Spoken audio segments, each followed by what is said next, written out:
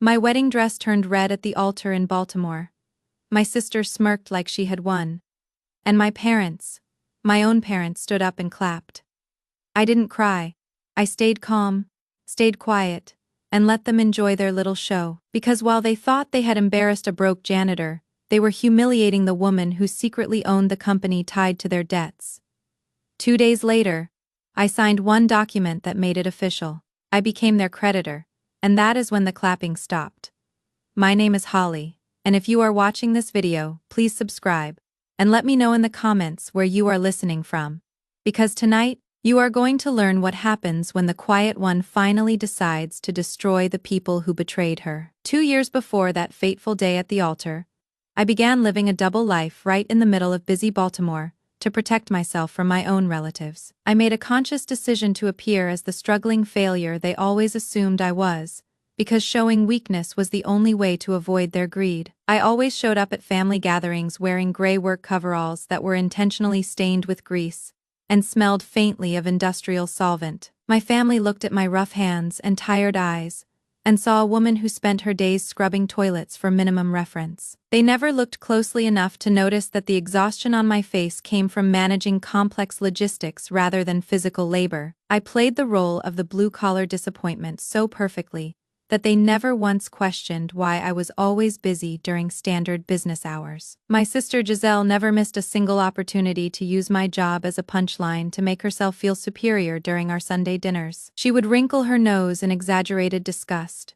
when I sat down at the table and ask loudly if I had remembered to sanitize myself before entering the house. She loved to tell her shallow friends that her younger sister was doing honest work while laughing behind her manicured hand, as if my existence was a hilarious joke. I sat there eating my pot roast in silence, while listening to her brag about her latest influencer campaign that actually paid her absolutely nothing. It was incredibly difficult to swallow her insults along with the food without screaming the truth in her face.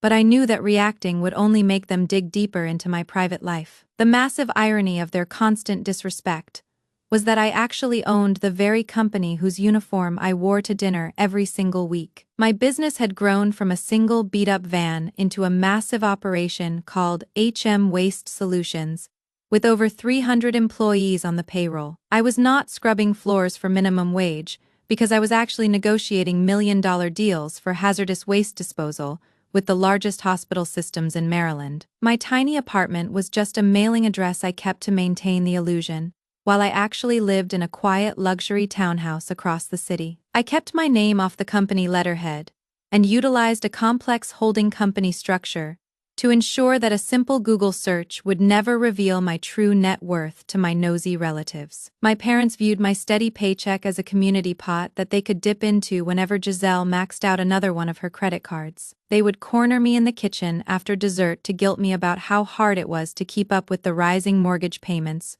or utility bills. Mom would cry dramatic tears about how they might lose the house, while Dad stared at me with heavy expectation, until I finally opened my wallet. I handed over hundreds of dollars every month from my hard-earned tips to cover expenses that Giselle created with her reckless spending habits. They took the crumpled cash without a single thank you because they felt entitled to the little bit of money they thought I had. I continued to hand over my money, because it was a small price to pay to keep them away from my real assets. People often ask why I didn't just tell them the truth to earn their respect, but they don't understand the predatory nature of my family. If my parents knew that their janitor daughter was actually a millionaire CEO, they would not be proud of me for a single second. They would immediately demand that I hire Giselle as a vice president, or insist that I buy them a mansion in the suburbs to show my gratitude. They would sue me for a share of the profits, or guilt me until I signed over control of the company I built from nothing. Playing the part of the ugly duckling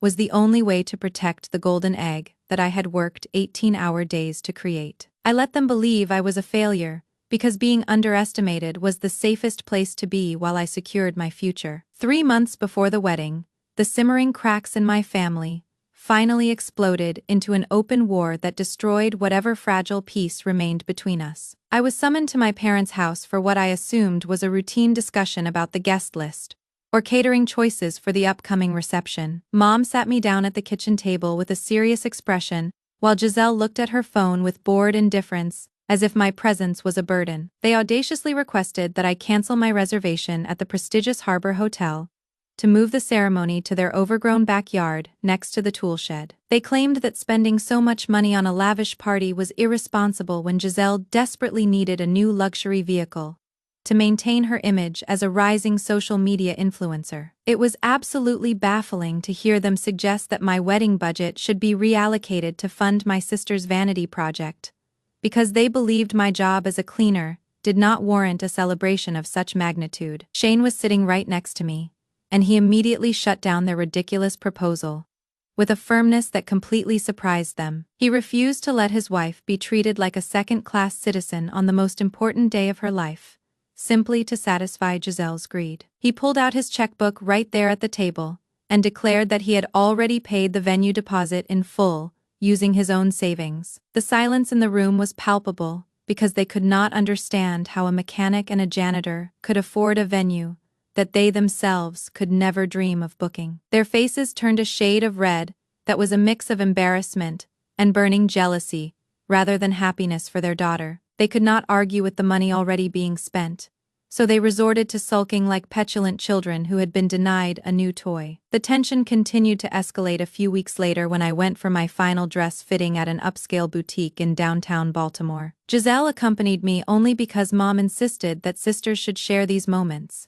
but her eyes were filled with venom the entire time. She watched me step out of the dressing room in a designer gown that cost more than her entire wardrobe combined. She stood up from the velvet sofa with her fists clenched tight and spat out words that were designed to strip away my confidence.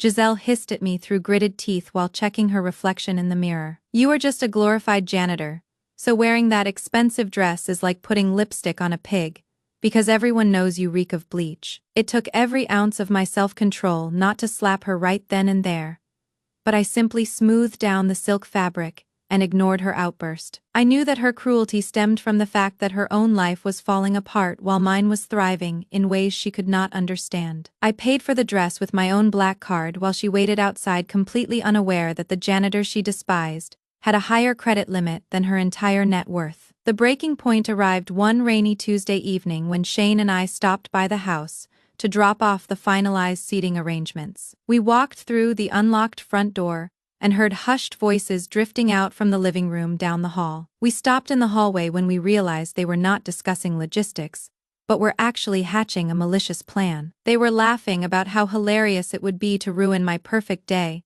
since I refused to give them the money for the car. My heart hammered against my ribs as I listened to my own father encourage their cruel behavior instead of correcting it. He sounded almost giddy at the prospect of taking me down a peg in front of all our friends and extended family. I heard Dad say clearly from his armchair, "Just let her have the wedding, and then we will turn her big day into her most humiliating memory, so she remembers who is really the center of this house." Those words shattered the last remnant of hope I had held on to, that they might actually love me deep down. Shane looked at me with sorrow in his eyes and squeezed my hand hard enough to ground me back to reality. We could have walked into that room and screamed at them until our throats were raw with indignation. We could have canceled the wedding or uninvited them to save ourselves the embarrassment of their scheme. But running away would only give them the satisfaction of knowing they had gotten under my skin. We silently backed out of the house without making a sound and drove home in contemplative silence. We decided right then that we would not stop them from executing their plan, because we needed them to expose their true nature to the world. We were going to let them set the trap, and then we were going to watch them walk right into it.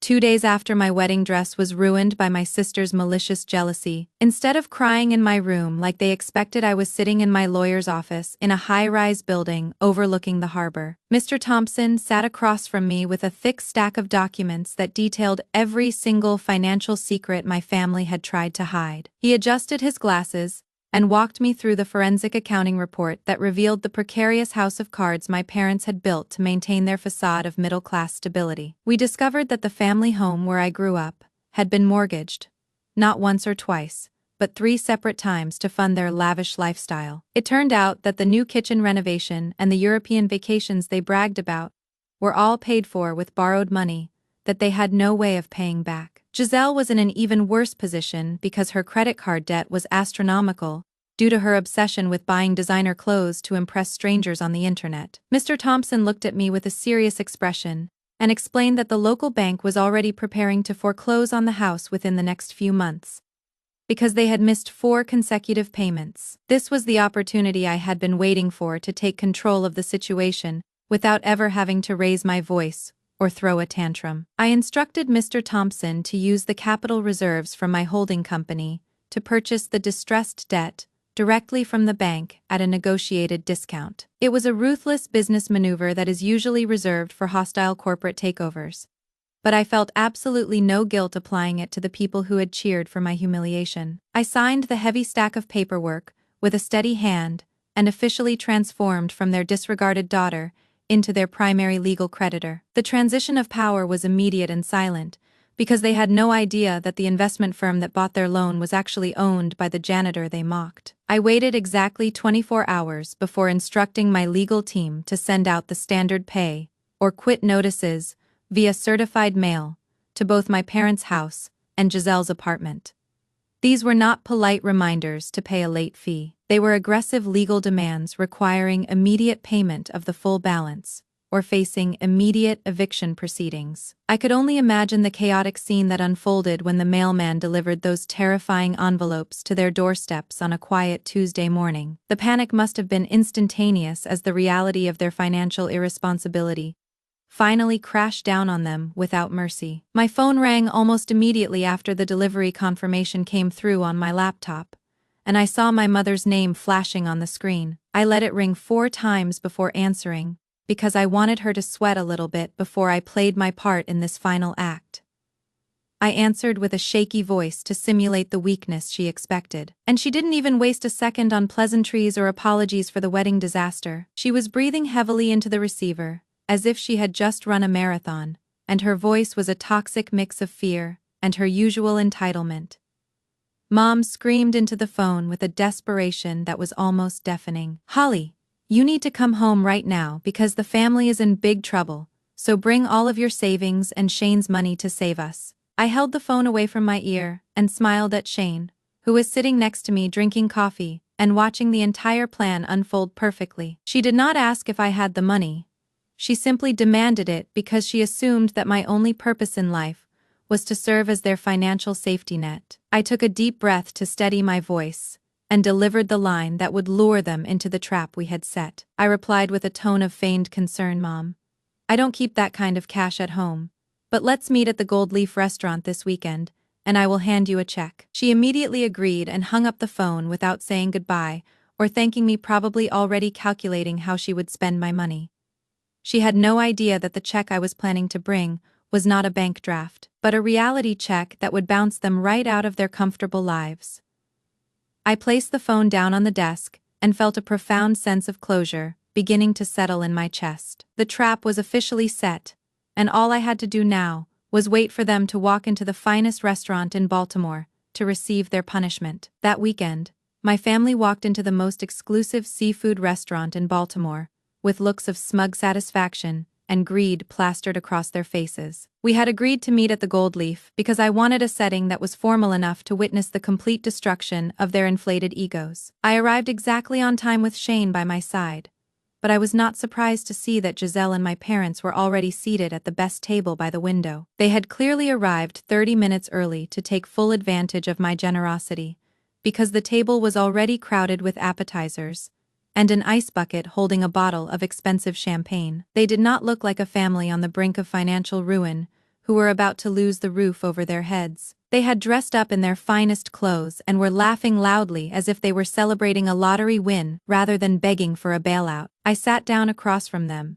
and noticed that they had already ordered the lobster thermidor and the largest seafood tower on the menu, without even waiting for us to arrive. Mom barely acknowledged my presence with a quick nod before turning her attention back to the menu to order another round of drinks. It was truly sickening to watch them gorge themselves on expensive delicacies, while assuming that I was going to foot the bill with my hard-earned savings. They showed absolutely no remorse for the horrific scene they had caused at the church just a few days prior. In their twisted minds, the fact that I was there to help them meant that I had accepted my place beneath them and moved on. Giselle was already tipsy from the wine and decided that this was the perfect moment to twist the knife in my back a little deeper. She twirled her wineglass casually and looked at me with that same condescending smirk she had worn at the altar. Giselle laughed cruelly and said, "The dress thing the other day was just a little accident. So why are you acting so stressed about it? You are used to dealing with stains anyway." Shane stiffened beside me, and his grip tightened on his fork. But I placed a calming hand on his knee to signal that he should wait. I forced a tight smile and remained silent because interrupting her now would ruin the surprise I had prepared. They interpreted my silence as submission and continued to eat with the ravenous appetite of people who believed they were entitled to everything I owned. Dad was particularly aggressive with his food, tearing into a crab leg with messy hands while constantly checking his watch. He was not enjoying the meal as much as he was enduring the waiting period before the payout. He eventually lost his patience completely and tapped his fingers loudly against the white tablecloth to get my attention. His face was flushed from the alcohol, and his eyes were hard with expectation as he demanded what he came for. Dad glared at me and snapped, "Hurry up and eat so you can hand over the money, because we need to sort out the bank situation first thing tomorrow morning, so stop stalling." I looked at the half-eaten food on my plate and realized I had lost my appetite the moment I walked into the restaurant. Shane and I sat perfectly still while watching them finish every last bite of their extravagant meal. It was a fascinating and grotesque study of human nature to watch them celebrate their assumed victory over me. They truly believed that they could abuse me, publicly destroy my wedding, and then summon me to pay off their debts, simply because we shared the same blood. I let the silence stretch out until the waiter finally approached our table with the leather folder containing the bill. Mom wiped her mouth with a napkin and looked at me with wide expectant eyes as the waiter placed the check in the center of the table. She nodded her head toward the bill, as if giving me permission to perform my duty as their financial savior. I reached into my large handbag slowly to build the anticipation of the moment. They were expecting a checkbook or a credit card that would make all their problems disappear instantly. Instead of a wallet, I pulled out a thick black legal folder that was heavy with the weight of their bad decisions. I did not say a word as I lifted the heavy binder and slammed it down onto the center of the table with enough force to make the silverware rattle. The sound echoed through the quiet dining room like a gunshot, signaling the end of their meal and the beginning of their nightmare. The smug smirk on Giselle's face vanished instantly the moment I slammed the heavy black folder onto the cold marble table. The unexpected noise caused the other diners to look over in surprise, but my family was too paralyzed by confusion to notice the audience. Mom looked from the folder to my face with a furrowed brow, clearly trying to understand why I had brought paperwork instead of a checkbook. She reached out a trembling hand to touch the leather cover, as if she expected it to bite her, but I pulled it back out of her reach. The air in the private dining room shifted rapidly from an atmosphere of celebration to one of suffocating tension as they realized the dynamic had changed. I took a deep breath to savor the look of confusion in their eyes before I delivered the news that would shatter their world. I looked straight into my father's eyes and declared, "I did not bring money to pay off your debts on your behalf, but instead I came here today as the new legal owner of every single one of those debts." My father laughed nervously and tried to dismiss my words as a bad joke, asking what on earth I was talking about. I ignored his attempt to regain control and flipped the folder open to the very first page, which displayed the transfer of ownership documents. I spun the binder around so they could clearly see the red bank stamps and the notarized signatures at the bottom of the page. The documents authorized the transfer of the mortgage on their house and the collection rights for Giselle's credit cards to a company called HM Waste Solutions. Dad squinted at the paper and muttered the name of the company out loud, still failing to make the connection between the business and his daughter. I pointed to the signature line for the CEO of the acquiring company, and their eyes widened in unison when they saw my full name signed in bold black ink. Giselle turned a ghostly shade of pale, and her mouth opened and closed, repeatedly like a fish out of water, as the realization hit her. She looked at me with a mixture of horror and disbelief, struggling to reconcile the image of her janitor sister with the CEO on the paper. I leaned forward across the table to ensure she heard every single word of the reality check I was about to deliver. I stared at her terrified face and said, You always complain that I smell like trash. But that pile of trash generates over $2 million in net revenue for me every single year, while you are nothing but around zero. The silence that followed my declaration was heavy enough to crush them as they processed the magnitude of their mistake. They had spent years mocking the very source of wealth that could have secured their future if they had only shown a shred of decency. Mom looked down at her expensive dress, and then back at me, finally understanding that the daughter she had treated like a servant was actually the most powerful person at the table. Shane decided that he had seen enough of their stunned silence and stood up from his chair with a look of pure disgust on his face. He had been biting his tongue for years every time they insulted me, and now he was ready to let it all out. Shane pointed a shaking finger at the designer clothes they were wearing and said, "Every single thing you have, from those designer handbags to this expensive meal, exists because of Holly. Yet you chose to bite the hand that feeds you." My parents shrank back into their chairs under his accusation, because they knew there was no lie in his words. The room felt incredibly small as the walls of their arrogance came crumbling down around them. The fear in their eyes was no longer about the bank or the eviction notices. It was the terrifying realization that the person holding the axe was the same person they had spent a lifetime sharpening it against. Dad looked at the documents again, his hands shaking so badly that he knocked over his wine glass, sending a dark red stain spreading across the white tablecloth. It was a poetic reflection of the wine Giselle had spilled on my dress. But this time, nobody was clapping. They were staring at the stain in horror, because they knew that, unlike a dress, the mess they had made of their lives could not be cleaned up. I closed the folder with a sharp snap that signaled the end of the presentation and the beginning of the execution.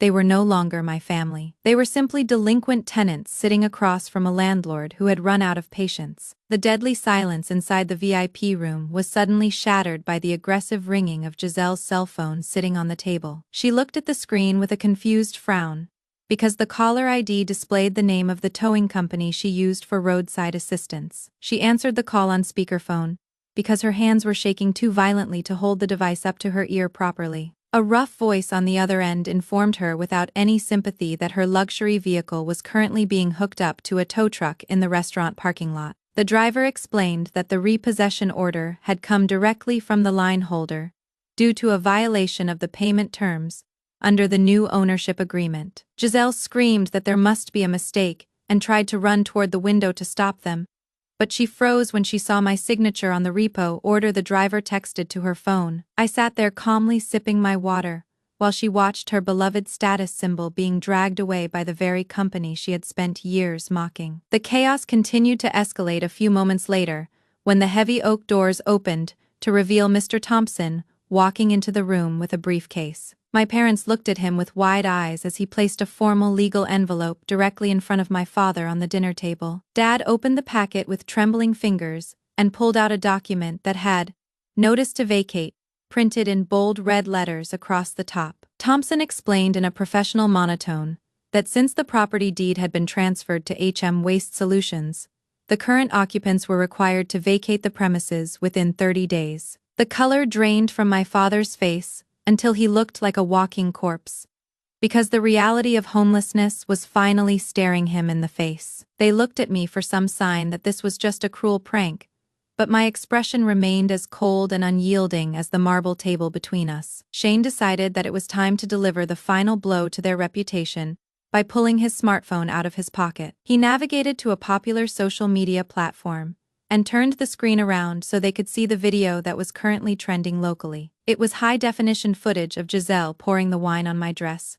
clearly showing her malicious intent and their subsequent applause. The video had already garnered thousands of views, and the comment section was filled with strangers calling them trashy and cruel. Shane scrolled down to show Giselle an email notification from the fashion brand she was supposed to represent the following month. They had seen the footage and were terminating her contract immediately, because they refused to be associated with someone who would sabotage a wedding. The digital empire Giselle had built on lies and filters was crumbling in real time, right in front of her eyes. The combined weight of losing their car, their home, and their reputation in the span of 10 minutes finally broke through their arrogance. My mother's face crumpled into a mask of pure terror as she realized they had absolutely no leverage left to use against me. She scrambled out of her chair and rushed around the table to grab my hand with a grip that was desperate and sweaty. She looked into my eyes with tears streaming down her face, hoping to manipulate me one last time with the guilt trip that had worked for years.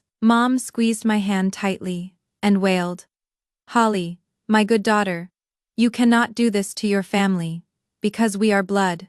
So please forgive your sister." I looked down at her hand on my arm and felt absolutely nothing but a profound sense of relief that I no longer cared. The woman who had clapped while I was humiliated was now begging for mercy, only because she had lost her power.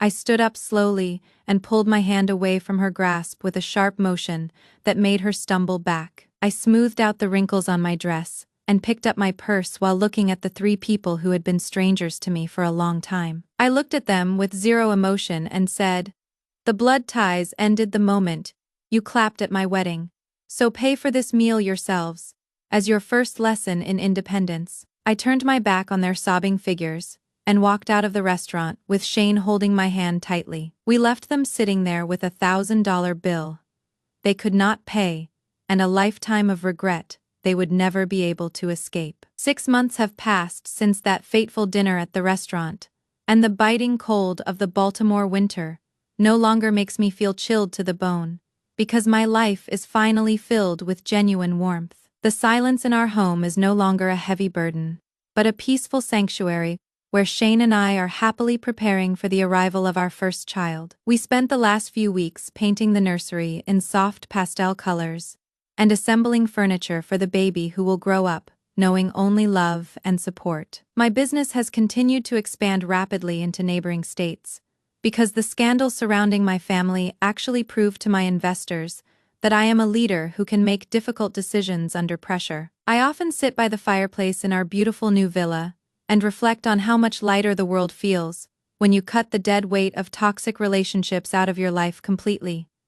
My parents did not fare nearly as well, because the consequences of their financial negligence caught up with them exactly 30 days after the restaurant incident. They were legally evicted from the family home they had mortgaged 3 times over, and were forced to move into a cramped one-bedroom apartment in a rough neighborhood on the outskirts of the city. The transition from a spacious house to a tiny apartment where the heating barely works was a brutal wake-up call that shattered their remaining pride. They were forced to come out of retirement because their social security checks could not cover their rent and their mounting debts. My father now spends his days bagging groceries at the local supermarket, while my mother scans items at the register with a look of permanent misery etched onto her face. They are forced to serve the same neighbors they used to look down on, and the humiliation of their fall from grace is written in every line of their tired faces. Giselle suffered the most poetic justice of all, because her refusal to develop any real skills left her with absolutely no options when her influencer career evaporated overnight. She applied for dozens of office jobs, but was rejected every single time because a background check quickly revealed the viral video of her vandalizing my wedding. She eventually had no choice but to accept the only position that was available to someone with her reputation and lack of experience. My sister is now working as a janitorial staff member for a commercial cleaning company that happens to be one of my smaller competitors in the city. She spends her nights scrubbing floors and cleaning toilets in office buildings, while wearing a uniform that is far less flattering than the one I used to wear. The irony of her situation is not lost on anyone, because she is now performing the exact same manual labor that she spent years mocking me for doing. I actually saw the 3 of them yesterday while Shane was driving me to my prenatal checkup at the hospital downtown. They were standing huddled together at a bus stop in the freezing rain, because they could no longer afford to maintain a vehicle. They looked gray and defeated as they waited for public transportation to take them to their minimum wage jobs. I watched them shivering in their thin coats through the tinted window of our warm luxury SUV, but I did not ask Shane to pull over or offer them a ride. I felt absolutely no urge to save them, because I finally understood that their suffering was a direct result of their own choices. We drove past them without slowing down, because looking back at the past would only distract us from the beautiful future we are building. This entire painful experience has taught me several invaluable lessons that I will make sure to pass on to my own children one day. The most important lesson is that a person's value is never defined by the clothes they wear or the job title they hold, but by the integrity of their character. We must never tolerate people who use the sacred bond of family as a weapon to manipulate us or demand things they have not earned. Cutting ties with toxic family members is not an act of cruelty, but a necessary act of self-preservation to protect your own mental health and future. The universe has a way of balancing the scales, because karma is always watching and will eventually serve everyone exactly what they deserve.